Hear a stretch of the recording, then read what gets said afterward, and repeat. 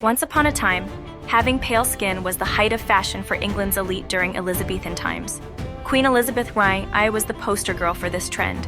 Her porcelain complexion, a sign of nobility and earthly perfection. To attain this look, Elizabeth employed makeup made of lead, and also used mercury on her lips, and most likely a mercury-based makeup remover that burned her skin. In this video, we will explore Elizabeth's the makeup that may have led to her death.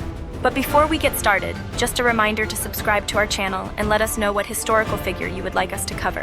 In the 16th century, the ideal for women was to have skin that was silky and immaculately white.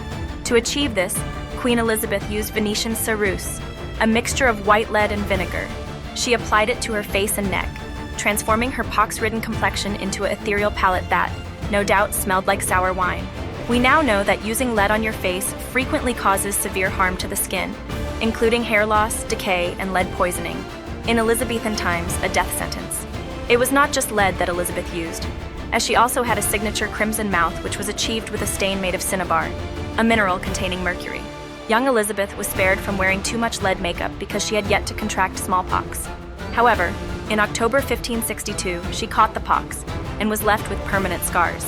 To conceal these, she layered her makeup even thicker and used a concoction of eggshells, alum, and mercury as a remover, which softened the skin by literally peeling it off.